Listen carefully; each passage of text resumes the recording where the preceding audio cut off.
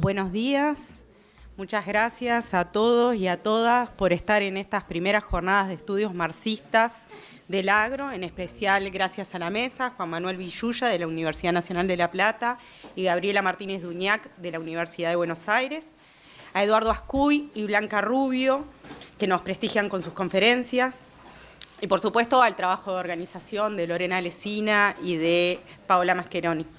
En esta apertura vamos a colocar algunos énfasis que como equipo organizador de las jornadas queremos poner encima de la mesa, sobre todo, y como es el espíritu de las jornadas, para reflexionar y pensar en conjunto. Antes de eso, queremos darles la bienvenida y hacer algunos agradecimientos. En primer lugar, bienvenidas y bienvenidos a la Facultad de Ciencias Sociales y a la Universidad de la República. Nos alegra contar con una universidad pública de brazos abiertos a que la academia, el estudiantado, los y las activistas del agro se congreguen a discutir una corriente teórica, metodológica y con voluntad transformadora. Celebramos contar con una casa de estudios que acoge el debate, la reflexión crítica, la interpelación respetuosa y sobre todo el compromiso con el conocimiento y con el pensar el conocimiento como un recurso de cambio social. A la acicateada Academia Argentina, especialmente a la atormentada Academia Marxista Argentina, bienvenida a la Universidad de la República. También, por supuesto, a quienes son parte de esta casa o de otros centros de la universidad y de otros países, gracias por poner el cuerpo en las jornadas marxistas del agro. Estas jornadas son el producto del trabajo conjunto de la Facultad de Ciencias Sociales, de la Facultad de Agronomía, ambas de la Universidad de la República, del Centro Interdisciplinario de Estudios Agrarios de la Universidad de Buenos Aires y del Grupo de Estudios sobre Subalternidad en Argentina y la Cátedra de Sociología Rural de la Universidad Nacional de La Plata. Cuenta para su ejecución con el financiamiento del Espacio Interdisciplinario de la Universidad de la República y con el apoyo de la Asociación Latinoamericana de Sociología Rural, ALASRU, de CLACSO, del Núcleo Argentino de Antropología Rural, NADAR, y del Instituto Gino Germán. Estas jornadas tienen un espíritu explícito y claro. Queremos conocer lo que hacemos, queremos intercambiar y mejorar lo que hacemos, queremos perfeccionar nuestras metodologías, nuestros conceptos y nuestra teoría, queremos difundir esta perspectiva en su diversidad, que entendemos tiene herramientas para conocer y por lo tanto para transformar la realidad agraria, y finalmente queremos entramarnos, mantenernos cerca en una red de estudios marxistas del agro. En ese marco hemos recurrido a un vasto equipo de investigadores e investigadoras que nos acompañan en la moderación de los espacios, como ponentes y como conferencistas. Agradecemos el trabajo previo y la dedicación de estos días. Invitamos como comité organizador a estar, a debatir, a aprender y a disfrutar del espacio común. Dicho eso, y como una breve introducción y saludo de bienvenida, queríamos además colocar en esta mesa algunos énfasis. Son énfasis distintos, no necesariamente acordados, no necesariamente pueden ser contrapuntos entre nosotros. En mi caso voy a recalar especialmente las perspectivas del feminismo marxista, en el entendido que sin esta mirada el marxismo que tenemos es menos robusto y por lo tanto tiene como menor poder explicativo. Entonces, en esta mesa, que pretende de alguna manera colocar algunos primeros elementos que después nos van a acompañar en las jornadas como discusión, queríamos colocar justamente, yo quería hacer énfasis en esta perspectiva desde el marxismo. Las feministas marxistas estamos paradas en una explicación que evidencia que el patriarcado y el capitalismo están imbrincados entre sí para asegurarse la explotación del cuerpo de las mujeres como un subsidio natural a un capital que no paga ni en salarios ni en precios de los productos agrarios el trabajo de reproducción de la clase obrera agraria y el campesinado agrario. Partimos de reconocer que el patriarcado preexiste al capitalismo y que el capitalismo requirió del patriarcado y también del colonialismo para poder desarrollarse, pero que es en la fusión del patriarcado y el capitalismo donde se explicitan y se profundizan una división de roles, de estereotipos, de lugares para varones y mujeres que han partido todo el trabajo socialmente necesario y generado una acumulación originaria y ampliada que ha sido eminentemente capturada por los varones. Estamos hoy ante un sistema de explotación y opresión conjunto, capitalista y patriarcal al mismo tiempo. Un dispositivo que nosotros entendemos, que nosotras sobre todo entendemos, que para mirar la realidad agraria desde un marxismo robusto tiene que ser entendido y tiene que ser complejizado. En ese marco, en estas jornadas, tenemos 4 ejes de trabajo y una mirada transversal desde el feminismo marxista. En el GT2 nos preocupa la propiedad de la tierra, la acumulación y la renta. Pero esa tierra, que es vertebral en nuestros trabajos y en nuestras investigaciones, también tiene cara de varón, y esa renta, su apropiación, también tiene cara de varón. Nos desvela el estudio de la renta. ¿No será entonces tiempo de que analicemos la renta con mirada feminista, especialmente la renta diferencial tipo 2 con mirada feminista? Si es renta diferencial el acceso al crédito, ¿no tendremos algo que decir desde estas perspectivas en materia de renta diferencial cuando el patriarcado es limitante de acceso a mercados, de valor de los productos y condiciones de negociación? En el GT1 vamos a trabajar temas de teoría y temas de metodología. Entre otros debates vamos a poner nuestros ojos sobre la situación del campesinado, su resistencia, su supervivencia, su desaparición. Discutimos en el fondo la existencia o no de un modo de producción, su articulación, las rémoras de un modo de producción campesino. Y partimos de un modo de producción capitalista que entendemos eminentemente salarial. Si nos ponemos a mirar la historia de las mujeres, ni que hablar de la historia de las mujeres rurales, pero si nos ponemos a mirar la situación de las mujeres, no ha sido eminentemente salarial el trabajo de las mujeres. Entonces, ¿qué tenemos? ¿Un modo de producción distinta o tenemos un debate que tenemos que profundizar que incluya las formas de trabajo tanto de varones como de mujeres? Y si hubiéramos dado ese debate en profundidad en relación a la situación de las mujeres y sus relaciones no salariales, ¿no tendríamos ya un aporte mucho mayor para la discusión ahora que atisbamos un capitalismo cada vez menos salarial, ¿no? La uberización del capitalismo, la inteligencia artificial, un capitalismo cada vez menos salarial. Nos hubiera aportado mucho haber dado en profundidad esa discusión.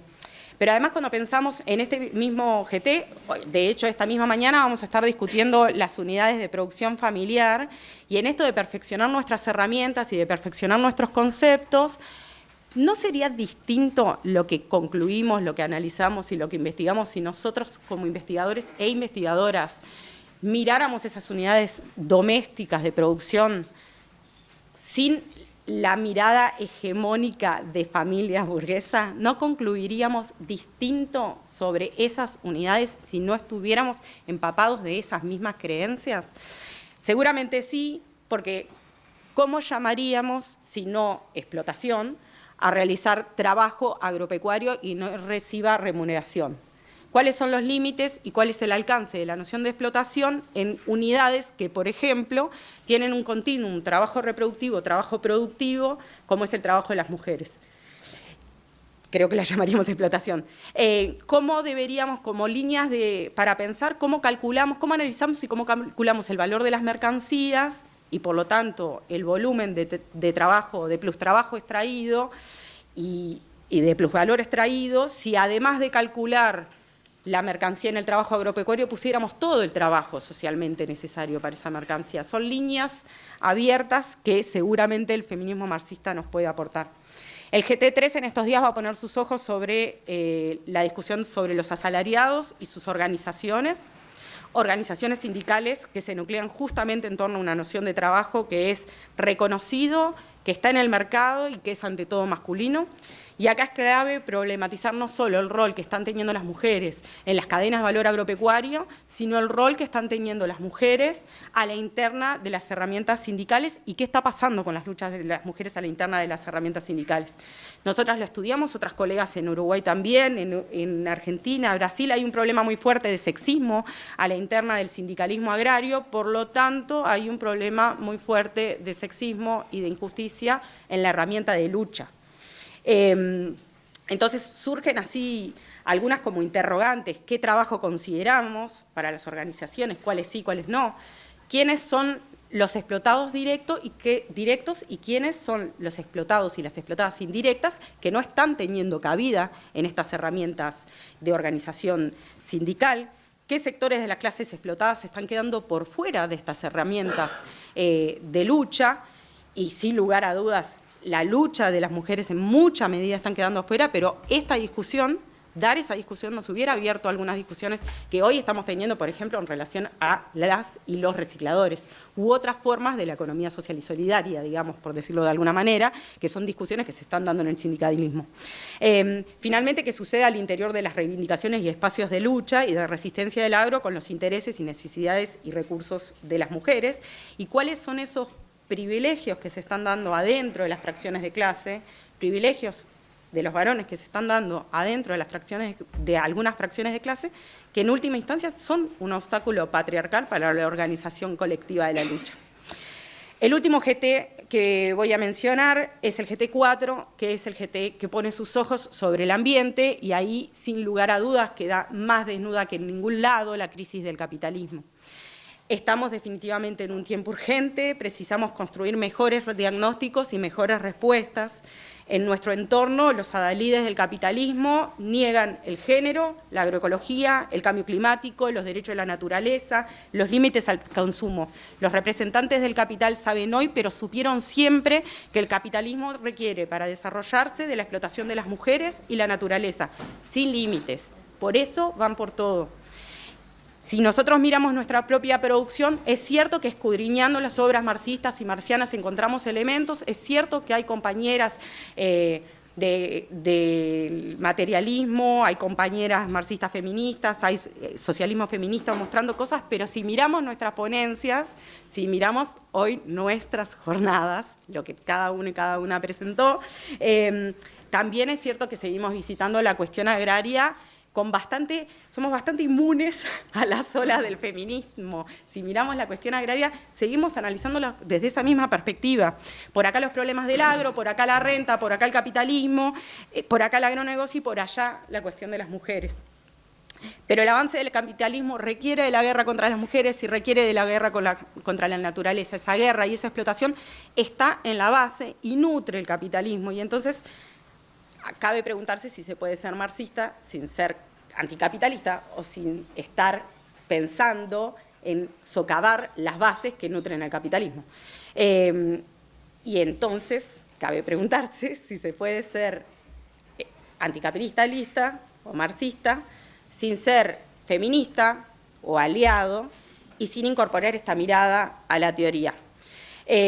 Obviamente yo creo que no. E invito a debatir en estas jornadas, porque es tiempo de hacer tajos a nuestra herramienta teórica política, para que vuelva a ser una cuña en la realidad que tenemos, para que podamos operar sobre esa realidad, porque estamos en tiempos de urgencia, y en los tiempos de urgencia hay que hacer tajos y hay que armar tejidos, y sobre todo porque en los tiempos de urgencia hay que concretar la praxis. Muchas gracias.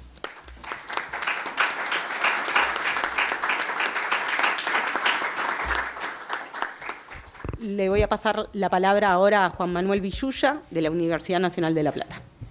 Hola, buen día a todas, a todos. Bueno, bienvenidos, bienvenidas a estas jornadas que me parece que nos presentan un desafío interesante, de una doble especialización, de una doble pertenencia. Por un lado, temática en relación a nuestro objeto de estudio, y por otro lado, de enfoque, si se quiere, vinculada al mundo de la teoría marxista. En relación a eso, me interesaba justamente trabajar ese cruce como apertura de las jornadas el día de hoy, porque creo que estamos en un momento o en una situación de doble riesgo, dado el estado del campo, digamos.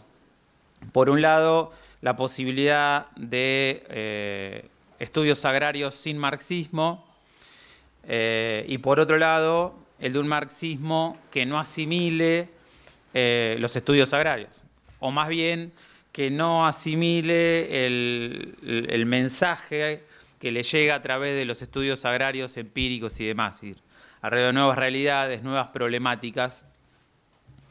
Primero, me gustaría remarcar 3 elementos que creo que el marxismo le sigue aportando potencialmente a los estudios agrarios, y que sin ellos los estudios agrarios se empobrecen. El primero, creo que es que el marxismo sigue ayudando a comprender la lógica ciega que guía el movimiento y las contradicciones económicas del capitalismo.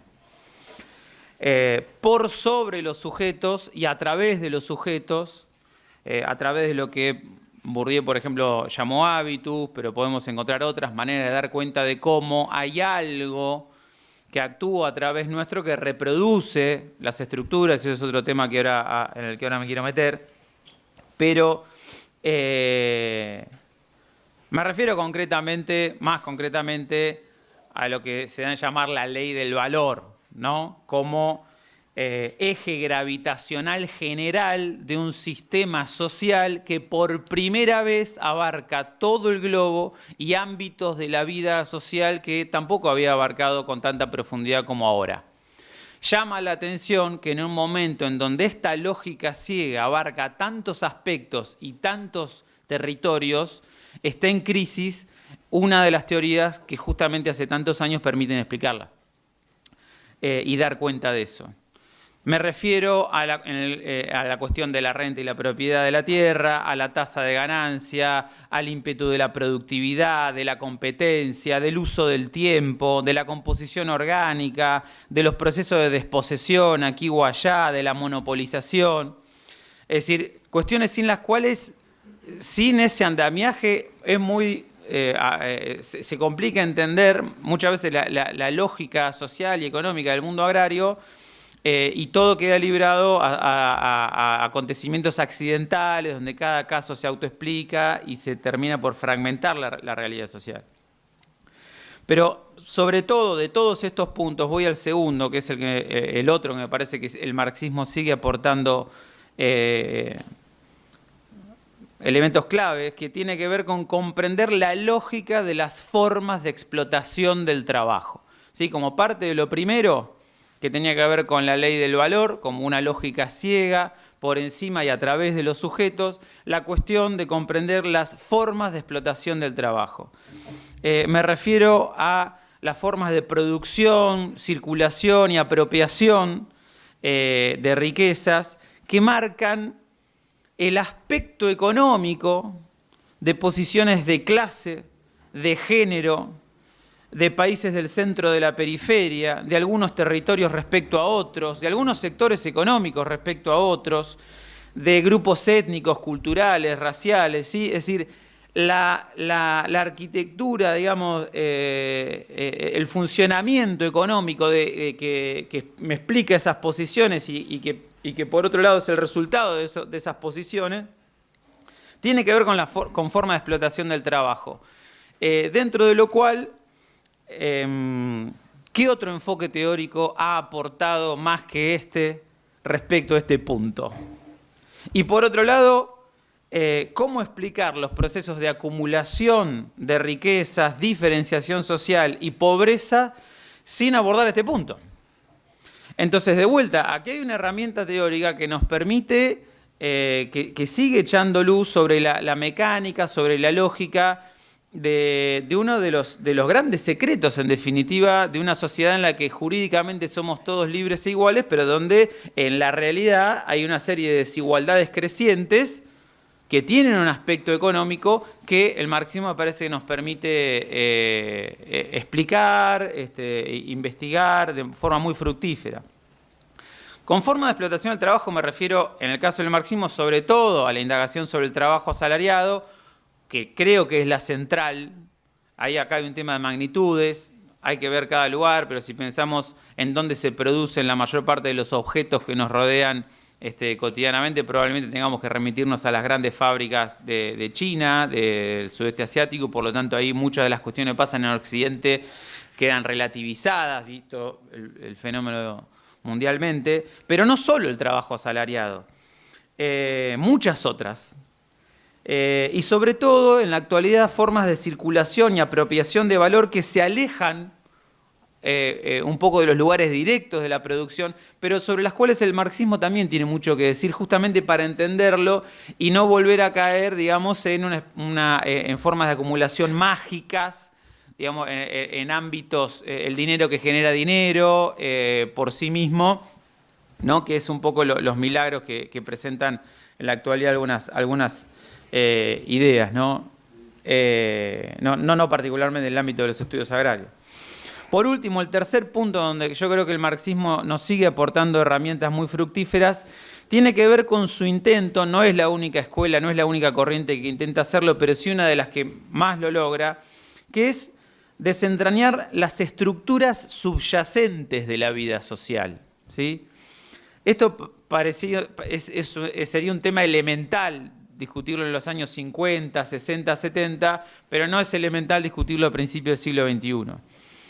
El marxismo es una de las corrientes del pensamiento social que nos permite ver esto, estructuras subyacentes que regulan, articulan y componen sistema en la vida social, tanto a nivel objetivo, de vuelta, como subjetivo, ¿sí? Estructura no es economía, estructura también es cultura, también es subjetividad, también es política. Digo, para explicar por qué sabemos que no puede pasar cualquier cosa en cualquier lugar todo el tiempo. Hay un orden social, hay ciertas regularidades y hay rangos de posibilidades y necesidades que nos permiten acercarnos a lo posible y lo necesario de vuelta en algún campo social específico. Entonces, en esto me parece que el marxismo sigue teniendo mucho para aportar. Conceptos como formación social, modo de producción, estructura de clases, imperialismo, desarrollo desigual, centro-periferia, sobre todo el concepto gramsciano de bloque histórico, son conceptos que tienen una vocación totalizante, ¿no? Una vocación de dar cuenta de estructuras amplias dentro de las cuales podemos ver la acción de los actores, los sujetos, las clases, los agrupamientos, pero desde un punto de vista relacional, dentro de un conjunto articulado y no de manera caprichosa, aleatoria, contingente. No porque no exista lo aleatorio o lo contingente, sino porque existe combinado con regularidades que entre otras escuelas el marxismo nos permite explicar, dar cuenta, indagar. Yo creo que estos tres aportes, digo, la ley del valor, las formas de explotación del trabajo y la búsqueda de las estructuras subyacentes son, entre otras, pero para mí son tres aportes que creo que el marxismo sigue potencialmente ofreciendo a los estudios sociales agrarios de nuestros días. Sin estos aportes, y acá viene otra parte, digamos, creo que los estudios agrarios se empobrecen y caen en algunos problemas que detecto, que abro obviamente a la discusión, que es la explicación de la realidad social simplemente por la acción consciente y deliberada de algún actor. De vuelta, no es que no existan acciones conscientes y deliberadas de los actores. El problema es si alcanza con el plano consciente y deliberado para explicar la realidad social, sin explicar por qué los actores se proponen eso y no otra cosa, por ejemplo. Y ahí está lo de las estructuras subyacentes. Entonces, ese actor, en muchos estudios sociales agrarios, pueden ser las políticas públicas. Entonces los estudios agrarios se transforman en un estudio de cómo impactó tal política pública o cómo los otros actores conscientes en el territorio respondieron con estrategias a políticas públicas, pero es todo un movimiento mecánico de voluntades conscientes. Otra forma de lo mismo es explicar la realidad del sector agrario por la acción unilateral de grandes actores de poderes globales, grandes capitales y demás, que operarían a su antojo a nivel global sin ningún obstáculo, performeando, por ejemplo, los consumos, las formas de producción, la hegemonía, bueno, sin ningún anclaje, entonces, bueno, o actores locales también, sin duda. Pero como esto tiene como supuesto que todos los actores son individuos autónomos que actúan de manera consciente y deliberada, tomando decisiones, como no hay una indagación sobre por qué toman esas decisiones y no otras, qué condicionantes tienen para hacerlo y demás, se reemplaza la explicación científica de lo social por la descripción empírica y el juicio moral. Entonces, el mundo se divide en buenos y malos.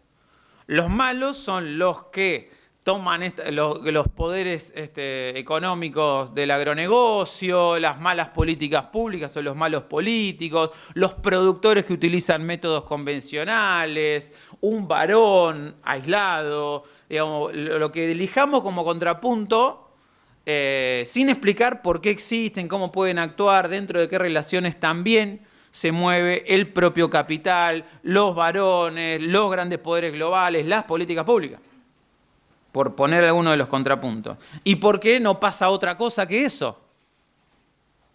Entonces, es como un chivo expiatorio, de vuelta, que divide el mundo entre buenos y malos y se reemplaza la explicación social del mundo.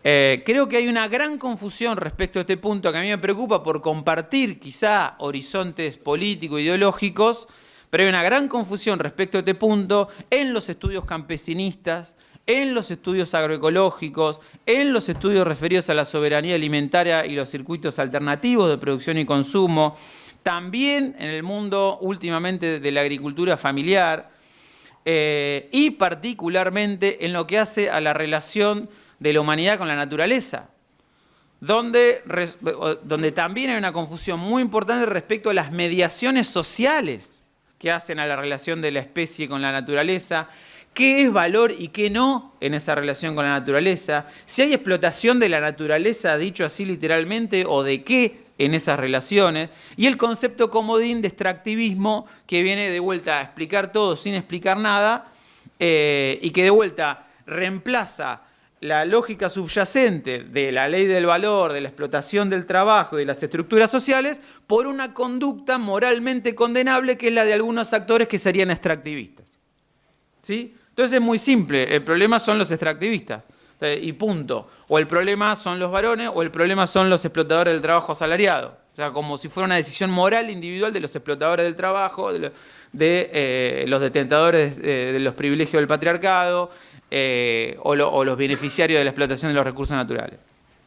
Bueno, acá hay un punto que yo creo que en esto el marxismo tiene muchísimo para aportar. En relación a confusiones que derivan, y esto por eso me preocupa, porque si no deriva, este juicio moral es un péndulo entre voluntarismo y frustración. Porque es la voluntad de querer un mundo mejor sin las herramientas para poder explicarlo y actuar sobre las verdaderas causas de este mundo, tanto a nivel de la política pública como a nivel de la militancia o a nivel del propio ejercicio de las ciencias sociales.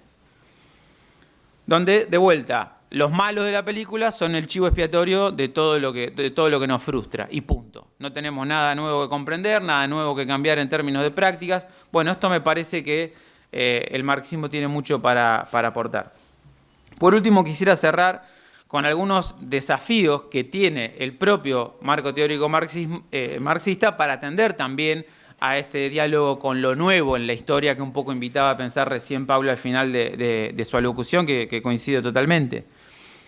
Creo que particularmente el marxismo dedicado a los estudios agrarios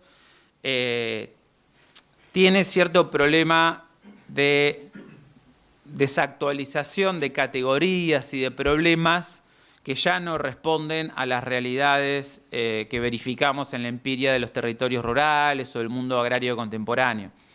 Digo, el debate del campesinado, la cuestión de rico, pobre y medio, el semiproletariado, la transición, la propia cuestión agraria como tal, las viejas oligarquías terratenientes, el horizonte de la reforma agraria como algo, un horizonte eterno, el supuesto del aislamiento de lo rural respecto a lo urbano. A mí me parece que son condiciones de emergencia de muchos aportes del marxismo agrario que ya no existen más. Hay muchos elementos del pasado en esas discusiones, en esas categorías que han desaparecido.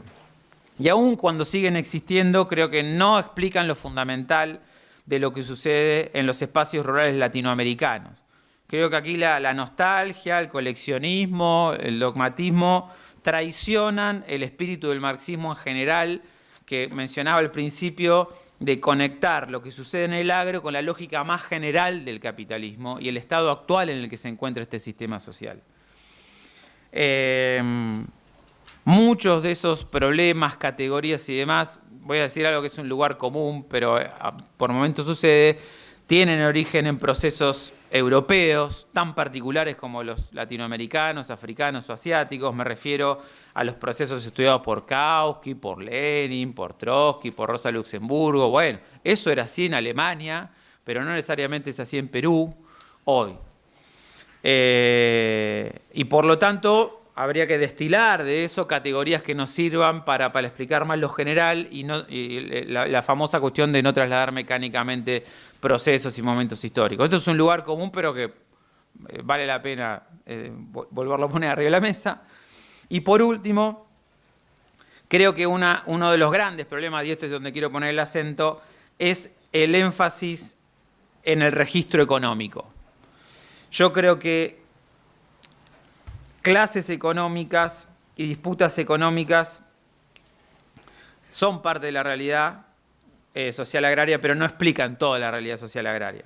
Hay problemas, soluciones, conflictividades y motivaciones por fuera del radar de lo económico en donde el marxismo hace agua. Estamos haciendo agua. Digo, agrupamientos y conflictos socioambientales, indigenismo, feminismo, disputas territoriales, y una fuerte presencia de actores estatales en las territorialidades rurales que hace 100 años no existían. Digo, agencias de desarrollo, subsidios, planificaciones, fuerzas de seguridad, elementos de salud, de educación. Toda una serie de actores que sin ser clases sociales juegan un rol fundamental en el desarrollo político y social real de los espacios rurales y que quedan por fuera del radar. Entonces, a mí la pregunta que me inquieta ¿es posible un marxismo agrario que no hable solamente de producción, de renta, de salarios, de concentración, de hectáreas, de rindes? ¿Sí? Porque en general estamos muy fuertemente asociados a lo económico sin darnos cuenta porque estamos respirando esa atmósfera.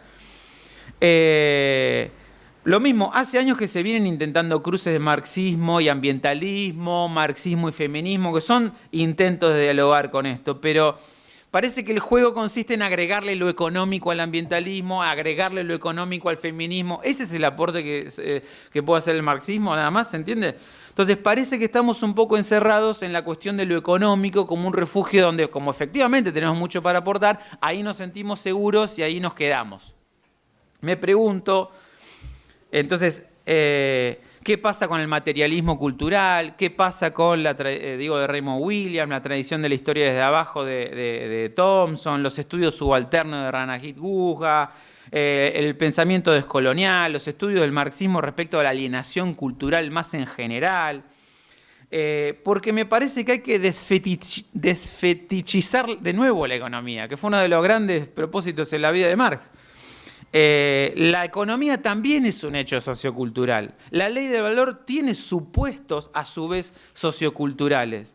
De otra manera, damos la economía como algo objetivo, incuestionable, lo mismo que la burguesía, para usar un poco el actor que traía Paula. Entonces, la burguesía cuenta plata y nosotros también. Ellos para los ricos y nosotros para los pobres. Pero todos estamos haciendo lo mismo y con la misma lógica. Y ahí me parece que hay un problema, que es cómo salir de la lógica del capital también a la hora de estudiarlo. No digo que dejemos de contar plata, pero está bien, es uno de nuestros puntos fuertes, pero me parece que además de eso es necesario ver los supuestos sociales y culturales de por qué burgueses y proletarios cuentan plata de manera diferente y por qué no todos se proponen lo mismo aún en la sociedad capitalista.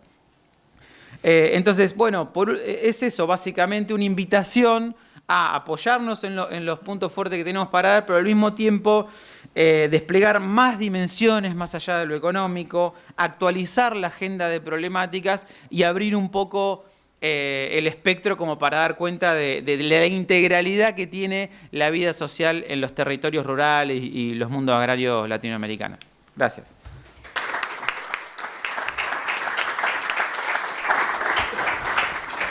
Muchas gracias, Juan. Le pasamos la palabra a Gabriela Martínez Duñat, del Centro Interdisciplinario de Estudios Agrarios de la Universidad de Buenos Aires. Micrófono, Gaby.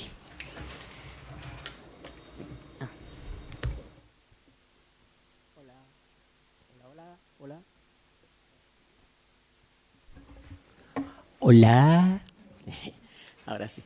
Bueno, también les doy la bienvenida especialmente desde el Centro Interdisciplinario de Estudios Agrarios y, por supuesto, celebrando nuestro encuentro, en principio, encuentro de marxistas o de quienes estamos interesados en el marxismo como herramienta teórica, como herramienta de transformación. Aquí reconocer especialmente, más allá de la organización compartida, reconocer especialmente el trabajo de Paula, que, bueno, por su ímpetu, más allá de la localía, que eso genera una materialidad que impone cierto involucramiento distinto a quienes lo vemos desde el otro lado, o participamos desde el otro lado del río. Efectivamente, la forma en que ella se involucró en el trabajo que puso en organizar esto fue, digamos, la razón fundamental como para que esto se llevara adelante, más allá de lo que hemos puesto todos nosotros y nosotras en ello. Mi idea es justamente partir desde esto que planteé inicialmente, que es esa vinculación del marxismo de una perspectiva teórica, de análisis del modo de producción dominante, entiendo yo aquella que más ha aportado en develar la naturaleza de ese modo de producción, las leyes que definen el devenir de ese modo de producción y la voluntad política de transformación. Quienes somos marxistas decimos que, por supuesto, que no solo es necesario conocer al mundo, sino que queremos cambiarlo. Y la transformación no es una transformación en general, sino que es destruir el modo de producción dominante. Ese hecho, que puede ser un hecho político aislado, yo creo que define en gran medida el desarrollo del marxismo como corriente de pensamiento. Y las categorías analíticas, muy claramente en los inicios del marxismo, en el caso de Marx, en el caso de Lenin, muy claramente están vinculados a esa voluntad de transformación. Están vinculados a la construcción de una línea política y al desarrollo de una línea política que tiene como objetivo la destrucción del capitalismo. Mi idea entonces es ver de qué manera se expresa eso y cómo.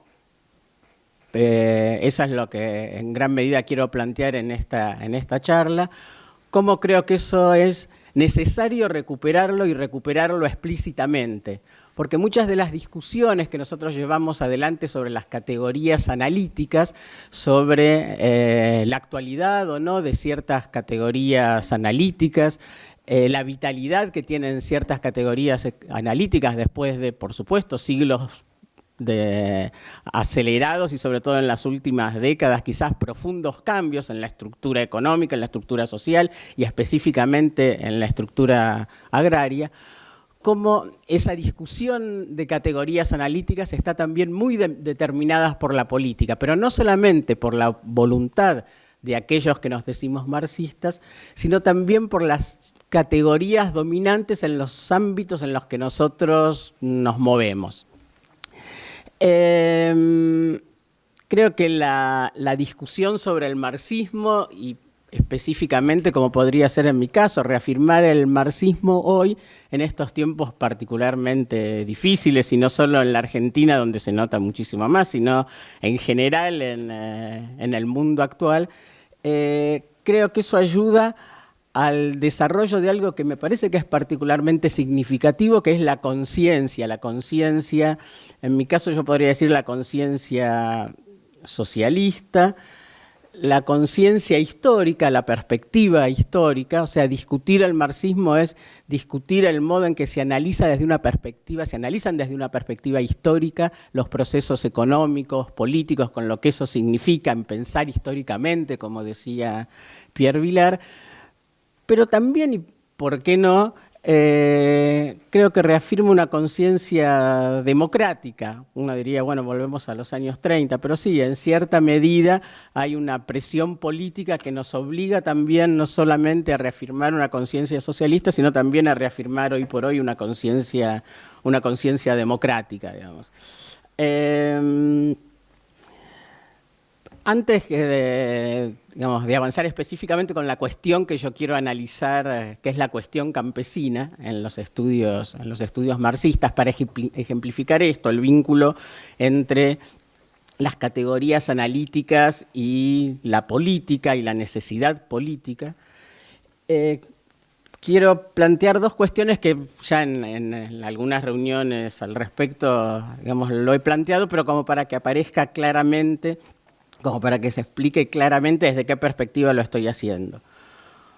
Primero, recordar que los debates sobre las categorías analíticas no son solamente debates científicos, sino que son en gran medida, y capaz que podría decir hasta esencialmente, debates políticos. Cuando nosotros nos preguntamos por qué se dejó de hablar, si tomamos muchos de los trabajos en los que nosotros hemos participado, que conocemos de colegas y demás, o sea, trabajos que sin duda valoramos, pero, por ejemplo, ¿por qué empezó a aparecer más la categoría de, con más peso en los trabajos sobre la cuestión rural, de actores sociales y la de clase, frente a la de clases sociales? O, para poner otros ejemplos, globalización en vez de imperialismo, que esto en los trabajos sobre regímenes alimentarios, en la perspectiva de regímenes alimentarios, aparece con mucha fuerza, eso del peso de la idea de globalización. Digamos, la desatención por ciertas cuestiones, como la de la explotación, por ejemplo. Eso no tiene que ver tanto con los cambios que se produjeron en la estructura agraria y la necesidad de repensar ciertas categorías ahora pasadas de moda, sino que tienen que ver esencialmente con lo político. Por ejemplo, el predominio de la perspectiva de la nueva ruralidad, no sé si recuerdan, sobre todo a partir de los años 80, esta idea de nueva ruralidad, creo que nace de dos cuestiones fundamentales. Una, de una fuerte crítica al marxismo, aunque poco explícita en los trabajos sobre nueva ruralidad. Y dos, desde tiempos políticos que marcan la derrota de muchas de las luchas de la clase obrera, de los sectores populares, de los sectores oprimidos, desde mediados de los años 70, desde la segunda mitad de los años 70, podríamos decir que hasta la actualidad. Ese escenario político nos explica en gran medida el escenario científico, epistemológico y académico en el que nosotros nos movemos hasta hoy, ¿no? Voy a saltear algunas cosas porque no queda poco para los... y la segunda cuestión, además de esto, el hecho político, me parece que hoy por hoy plantearse desde el marxismo, más fuertemente quizás que en otras épocas, es necesario hacerlo, o por lo menos así lo hago yo, digamos, no solamente desde lo que el marxismo nos da, que bien lo explicó Juan, como, digamos, instrumentos teóricos para comprender la realidad, sino esa voluntad que en gran medida define lo anterior, esa voluntad del cambio de las estructuras económico-sociales, o sea, la transformación social y sobre todo la disolución de un modo de producción que es el modo de producción dominante. Yo creo que hoy plantearse como marxistas implica la necesidad de, mucho más claramente que en otras épocas, mostrar paso a paso y en cada una de las discusiones que nosotros llevamos adelante la vinculación entre una cosa y la otra, mucho más explícitamente que en otras épocas. Quizás volviendo a lo explícito que tenía ese vínculo en los textos de Marx, en los textos de Lenin. Bueno, en Lenin claramente el desarrollo de la cuestión campesina en los trabajos leninistas, nosotros vemos cómo desde los primeros trabajos hasta aquellos en los que ya se avanza sobre la década del 20, la idea de campesinado va, digamos, más que la idea de campesinado, la línea acerca del campesinado y el peso que esta clase tendría en los procesos revolucionarios se va modificando en gran medida, más allá de que siempre dentro de una lógica esencial, que es el impacto que tiene el desarrollo del capitalismo en la comunidad campesina, ¿no? Bueno, planteado entonces este escenario, digamos, con el tiempo ahora limitado, la idea es entrar directamente en esto que ejemplificar esto que estoy diciendo en el análisis de la cuestión campesina. ¿Desde qué preocupación? desde la preocupación de recuperar ciertas perspectivas y preocupaciones, recuperarlas explícitamente en nuestros análisis de la cuestión campesina, justamente como para que la cuestión campesina no aparezca como digamos, como ha aparecido sobre todo en trabajos de los años 90, quizás, sin ponerlos, pero quizás muy claramente, como una cuestión casi moral. Es necesario defender esto que existe, porque ¿por qué no defender a esto que existe? Por un lado.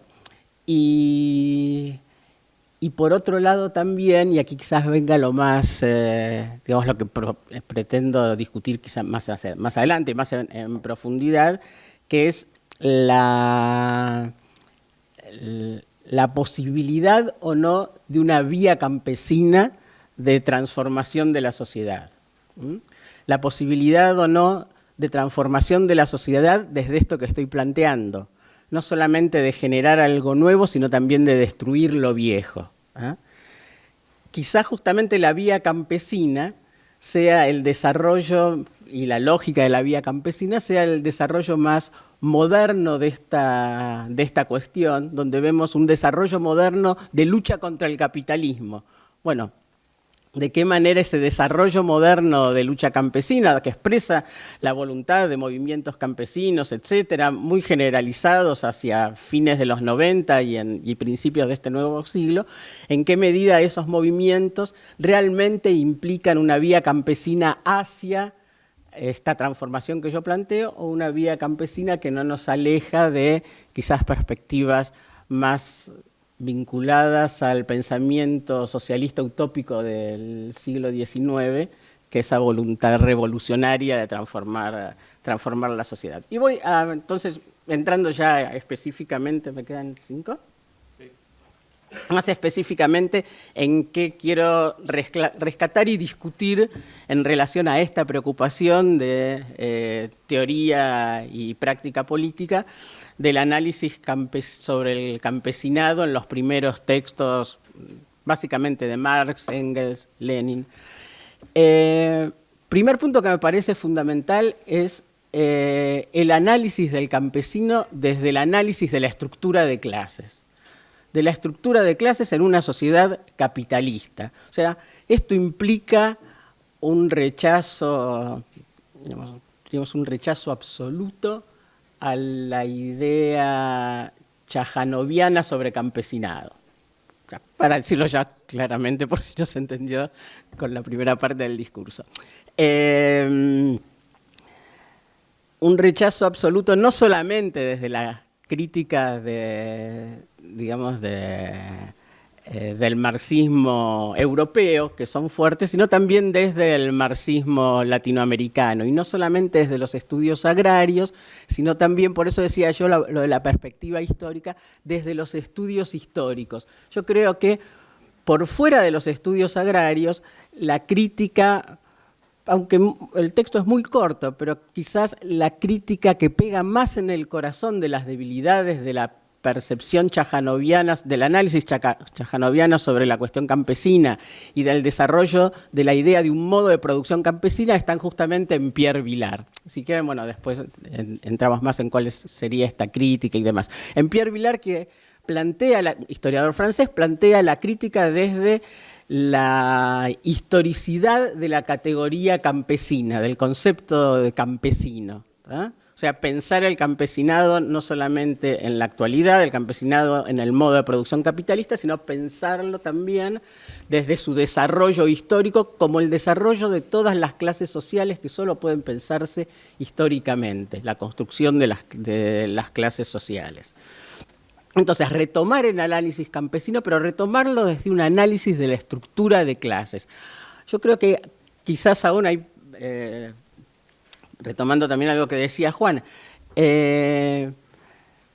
quizás, no, seguramente desde la intención de revisarlo, pero sí retomando la idea de una diferenciación del campesinado. Posiblemente campesinado pobre y rico sea poco, semiproletarios y campesinos ricos hacia el aburguesamiento sea poco, o sea, no den cuenta de ciertas complejidades, pero que yo creo que es un punto de partida necesario para retomar algo que en general han perdido, o en gran parte, en gran medida han perdido algunos estudios campesinos, que es esto de la estructura de clases, el campesinado dentro de una estructura de clases. Ahí discutiríamos también conceptos como el de agricultura familiar, que, digamos, plantearlo teóricamente es muy fácil, plantearlo políticamente capaz que es más complejo, porque muchos de nosotros seguramente y de nosotras hemos trabajado con agricultores familiares. Y hoy en la Argentina, por ejemplo, cuando lo primero que hizo Milei fue eliminar la Secretaría de Agricultura Familiar, campesino, indígena, eliminar el INTA no per se, sino por lo que esto implicaba en el desarrollo de la agricultura familiar. Bueno, decir ahora, no, la agricultura familiar es un concepto que viene de la agencia, quizás no sea políticamente lo correcto, pero igual sí me parece necesario reflexionar al respecto. Poner el foco no solo en la estructura de clases, sino en la lucha de clases.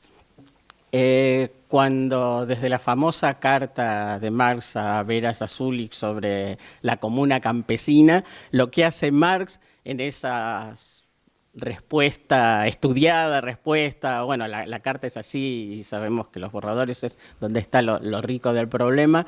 Lo que hace Marx es poner la cuestión campesina en la cuestión de la lucha de clases, pone el foco en la lucha de clases y específicamente en la lucha revolucionaria. En última instancia, para avanzar mucho, es una frase, pero creo que es una frase que conocemos, pero que sintetiza en gran medida lo que pretende plantear Marx en el análisis sobre el campesinado. Estoy quizás centrándome demasiado en esto. En el 18 Brumario podemos sacar algunas otras cuestiones para discutir, pero creo que esa idea de que para salvar la comuna rusa haría falta una revolución rusa es, en última instancia, digamos, por supuesto, lo que yo quiero rescatar, pero además lo que termina poniendo en foco en esto que estoy planteando del vínculo necesario entre una cosa y otra. Y en el caso, para ir cerrando, me estoy saltando un montón de cosas, pero bueno, en el caso yo dije también, bueno, puse el ejemplo de Lenin. Quizás sea aquí sí donde más claramente se ve el análisis de la cuestión campesina como el punto de partida del análisis de la cuestión campesina. Esto es interesante, el punto de partida es de la intención de entender la lógica del capitalismo en el agro, las condiciones que esto impone en el sector agrario, no solo en sus inicios históricos, sino también en su desarrollo. Y aquí surge esa idea que me parece que efectivamente es una idea necesario pensar como ley tendencial, que creo que es así, el desarrollo del capitalismo lo ha mostrado, que es el de la descomposición de la unidad campesina como consecuencia de la expansión del capital. Esto que aparece como punto de partida y de llegada del análisis leninista específicamente y más específicamente en el análisis del desarrollo del capitalismo en Rusia, o sea, no lo inexorable, pero sí lo claramente definido tendencialmente, aquello que Marx definía como leyes tendenciales, que es la descomposición del campesinado, implica, sin embargo, y necesariamente, una política que tiene como objetivo, en gran medida, sostener la comunidad campesina. Y hay 2 o 3 textos muy interesantes de Lenin al respecto, y sobre todo las críticas, análisis que hace a las tesis de los partidos comunistas europeos, principalmente el Partido Comunista Francés, sobre el problema agrario.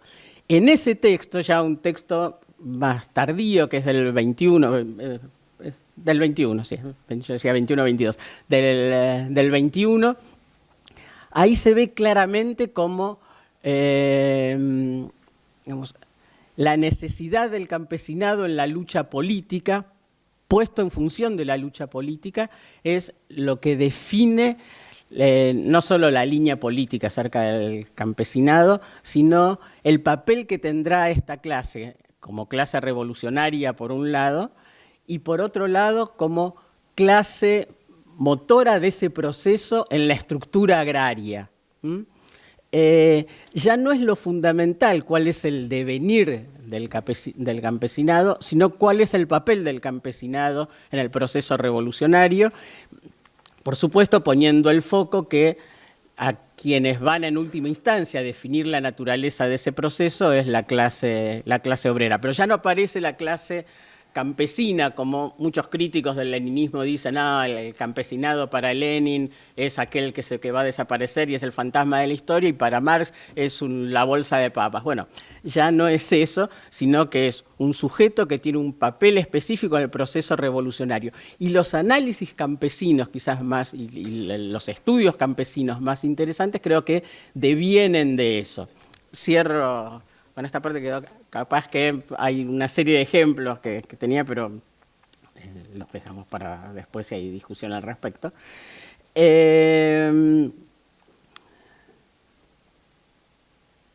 Me parece que desde mi perspectiva, creo, lo que es importante, ya no solo en el análisis del campesinado, sino en reponer ciertas cuestiones que en general se han corrido del análisis sobre la cuestión agraria, creo que ahí es donde está el papel quizás principal de los marxistas actuales, del marxismo hoy. Reponer cosas que son cosas quizás viejas, pero que creo que desde la lógica del marxismo son necesarias. Por ejemplo, el análisis de clase, por ejemplo, el foco en la lucha de clases, por ejemplo, el papel histórico de las clases en los procesos de transformación y en los procesos revolucionarios en particular, no solo en los procesos de cambio, sino en los procesos revolucionarios. Esas que son cosas del marxismo clásico, creo que aún en la formación de las corrientes marxistas más modernas, pensemos en las discusiones sobre el campesinado en los años 70. No se entiende que Wolf a fines de los 60, principios de los 70, pusiera el foco en la cuestión campesina sin la guerra de Vietnam, sin la guerra de Argelia, sin las revoluciones socialistas, con fuerte presencia de campesinado. En última instancia, y entonces ahora sí cierro 5 pasajetas, bueno, cierro con esto. Creo que es significativo pensar nuestra posición de marxistas en términos científicos y en términos políticos, desde aquello que planteaba, aquello que dijo alguna vez Walter Benjamin, que digamos, el capitalismo está ahí y el capitalismo no desaparece solo. Estoy buscando la frase exacta porque no me acuerdo. No morirá de muerte natural. El capitalismo no morirá de muerte natural. Si esto aparece como, digamos, como foco de nuestras preocupaciones, me parece que posiblemente estemos orientados en nuestros trabajos. Gracias.